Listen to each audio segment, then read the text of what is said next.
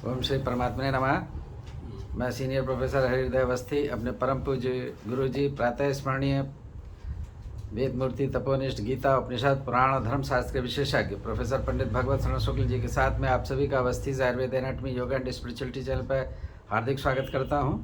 गुरु जी हम लोग को 51वीं कारिका का अर्थ सरल शब्दों में समझा रहे हैं, तो उसको समझने के लिए गुरु जी की तरफ चलते हैं। नमोस्तनंताय सहस्रमूर्तये सहस्रपादाक्षिशिरोरुबाहवे सहस्रनाम्ने पुरुषाय शाश्वते सहस्रकोटियुगधारिणे नमः। कृष्णाय वासुदेवाय हरे परमात्मने प्रणतक्लेशनाशाय गोविंदाय नमो नमः। इस चैनल से संबद्ध सभी विद्वद्गण, सभी जिज्ञासु छात्रवृंद, सहृदय सज्जन वृंद, इस चैनल के संस्थापक तथा प्रबंधक आचार्य हरिहृदय अवस्थी जी, आप सभी का सांख्य शास्त्र के इस विचार परंपरा में स्वागत है।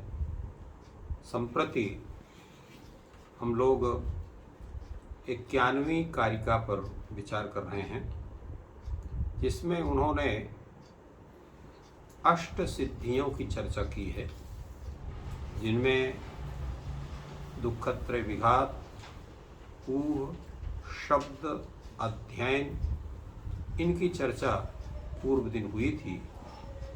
आज सर्वप्रथम सुहृद प्राप्ति और दान इत्यादि पर हम लोग चर्चा करेंगे। सोत्प्रेक्षितम मनन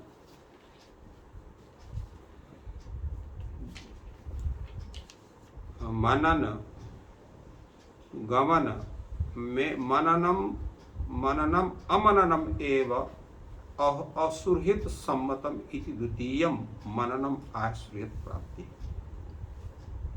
सोत्प्रेक्षित जो मनन है अथवा अमनन है, यही असुरहित सम्मत स्वरूप है।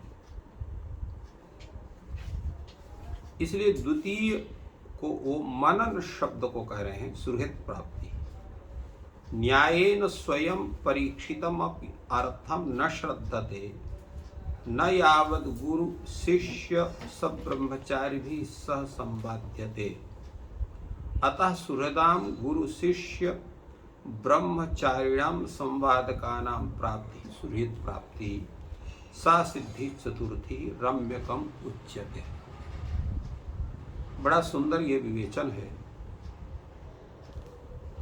हमने किसी चीज का अध्ययन किया, उसका स्वयं मनन किया, परंतु जो हमारे सुहृद हैं अर्थात जो हमारे शुभ चिंतक हैं, उनसे उनके द्वारा असम्मत मनन हुआ, तो उनके द्वारा जो असम्मत मनन है वो सम्यक मनन नहीं होता है। इसलिए स्वयं किया गया मनन हो, परंतु सुहृदों के द्वारा, शुभ चिंतकों के द्वारा असम्मत हो, उसको स्वीकार नहीं कर रहे हैं, तो ऐसा जो मनन है वो सम्यक मनन नहीं होता है। इसलिए द्वितीय मनन होगा श्रुहित सम्मत मनन को हम जो है उसको सिद्धि के रूप में स्वीकार कर सकते हैं। इसलिए सोत्प्रेक्षितम का अर्थ होता है सुकीय उद्भावितम, स्वेन उद्भावितम, स्वेन कल्पितम, ये तात्पर्य हुआ। और मननम अमननम एव असुहृत सम्मतम, असुहृतम मननम अमननम एव, अर्थात जिसको हमारे शुभ चिंतक लोग स्वीकार नहीं करते हैं, ऐसा जो मनन है वो मनन होते भी अमनन है। इसलिए द्वितीय मनन अर्थात सुहृत सम्मत जो मनन है, वही मनन वस्तुतः मनन है और वही सिद्धि की कोटि में आता है।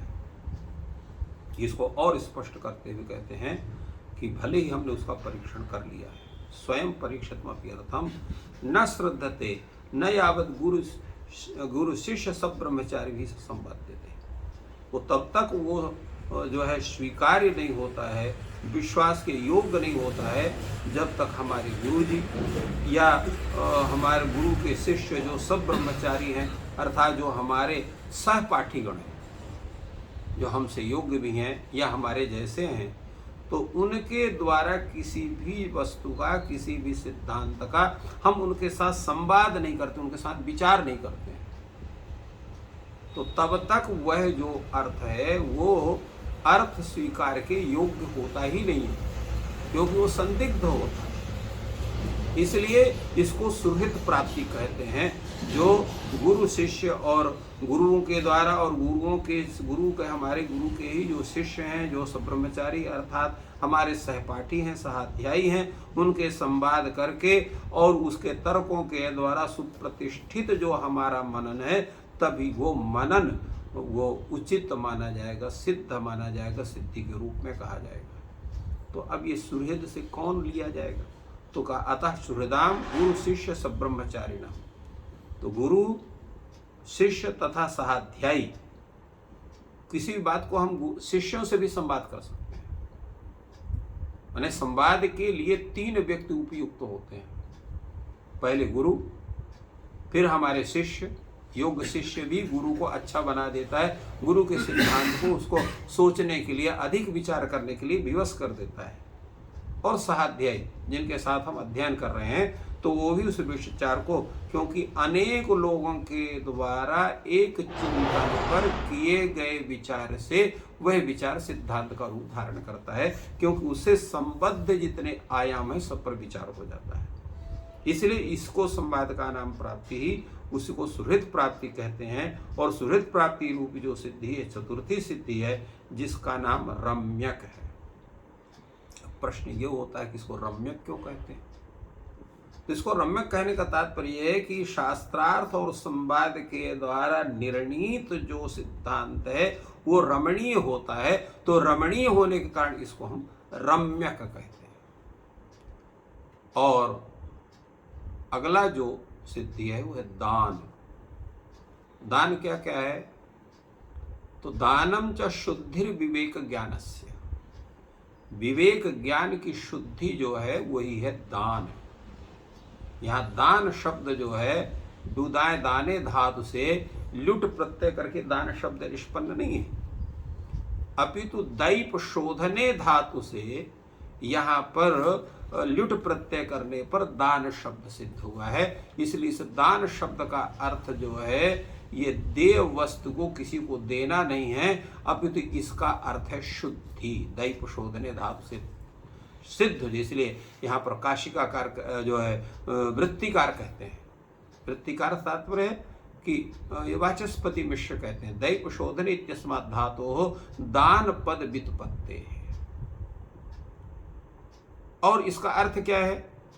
इसका अर्थ जो है योग सूत्र में पतंजलि कहते हैं, यथा भगवान पतंजलि विवेक ख्यातिरप विप्लवा हानोपायः अविप्लवः शुद्धि, अर्थात विवेक ख्याति का जो अविप्लव है वही हान अर्थात त्याग का उपाय है, और वही अविप्लव ही शुद्धि कहा जाती है। तो यह जो दान है ये अविप्लव है, शुद्धि है। वो कैसी है?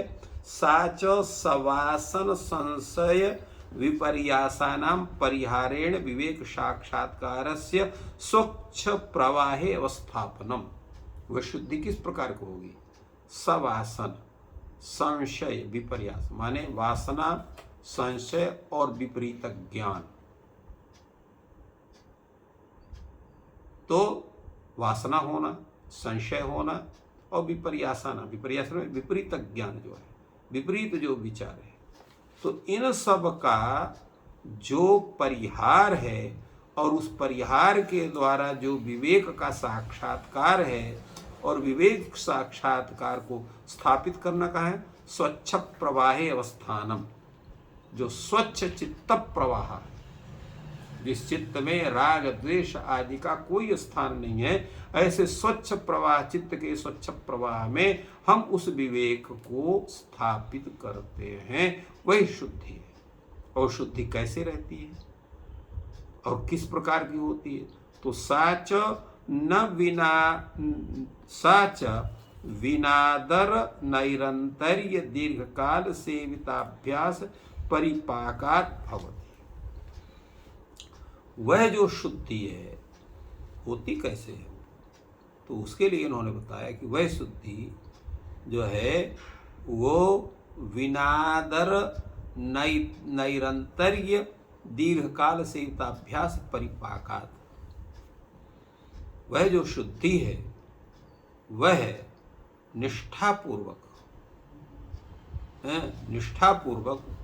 जो है वो दीर्घ काल, निरंतर दीर्घ माने निष्ठापूर्वक निरंतर दीर्घ काल तक जो सेवित माने अनुष्ठान किए गए जो ज्ञानाभ्यास है, उस ज्ञानाभ्यास के द्वारा जो परिपाक है, परिणति है, वह माने तो वो उसके बिना वह सिद्धि नहीं, शुद्धि नहीं होती है। और जो वह शुद्धि हो जाती है वो कैसे होती है? दानेन विवेख्याता कार्येण सोपि संगृहीत, दानेन अर्थात विवेक ख्याति, तो विवेक ख्यात्या कार्येण, विवेक ख्याति कार्य से वह जो है वह भी ज्ञान से उत्पन्न जो शुद्ध विवेक ख्याति है वह भी अभ्यास में के द्वारा संग्रहित होती है। इस प्रकार यह पंचमी सिद्धि है, दान रूपा सिद्धि, जिसको सदा मुदित कहते हैं।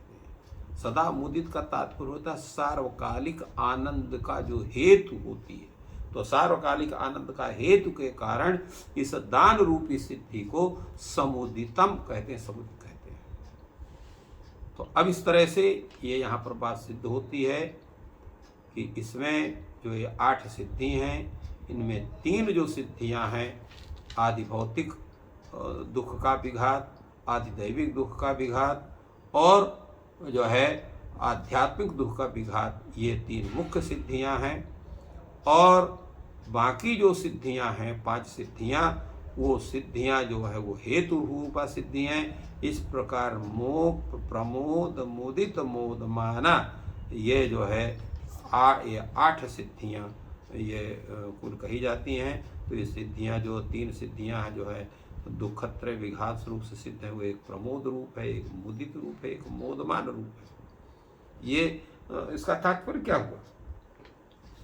प्रमोद, मुदित, मोदमान का तो आध्यात्मिक दुख का आभात्मक जो सिद्धि है वो प्रकर्ष आनंदप्रद होने के कारण उसको प्रमोद कहते हैं।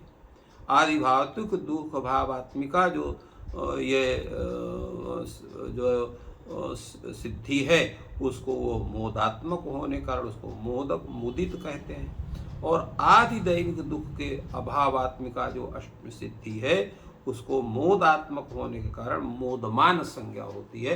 तो इस प्रकार ये इन 3 सिद्धियों का जो मुख्य सिद्धि है उनका विवेचन हुआ, और जो 5 जो हेतुत्मक सिद्धियां हैं उनका विवेचन हुआ। तो इस तरह से इन 8 सिद्धियों का एक मुख्य विवेचन यहाँ पर प्राप्त हो। तो इस प्रकार गुरुजी ने सरल शब्दों में 8 सिद्धियों की चर्चा की। आज का दिन शुभ हो, ईश्वर आपकी सहायता करें। धन्यवाद।